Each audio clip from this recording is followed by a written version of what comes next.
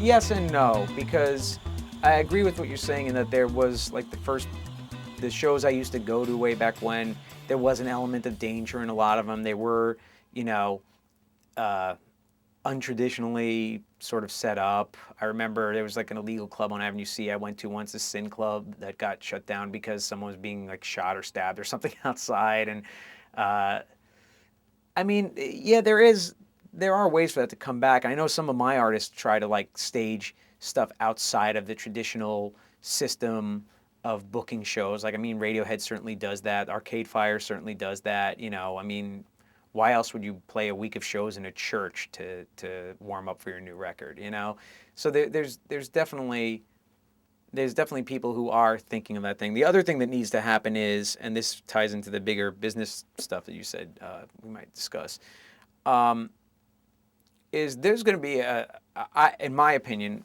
there's going to be a massive house cleaning and dying off of a lot of the sort of people who I consider to be playing music business. And that goes from everybody to like, you know, 6 and 7 figure paid CEOs who don't sell any records or whose skill set is obsolete in a world where Radio Payola and MTV spins don't sell records anymore, and who don't have any knowledge of any other aspect of the music business like live performance or press or new media or the things that are, or merchandise, the things that are the bread and butter of of bands' careers now, the ones who are going to survive.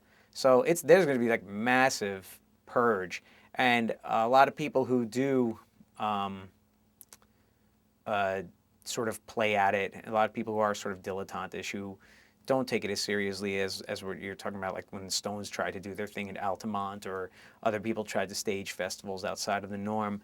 They're not going to be able to afford to anymore, as they mostly do that kind of stuff playing with other people's money, like people who are dumb enough to give them that money. And you know, there's this big sort of it's sort of like a surge into the future, but it also reminds me of the past, because in the past, like, we get these great records on indie labels, and sometimes they'd be out of stock if you didn't get there in time to buy the vinyl from like St. Mark Sounds or whatever, because they were making stuff to supply demand, you know, and sometimes they didn't have enough money to make them, so you'd have to wait a couple months till Nirvana's Bleach came back in print so you could get it.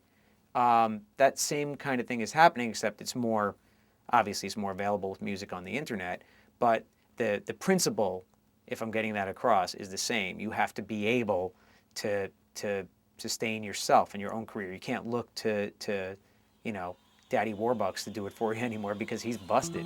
He has no money.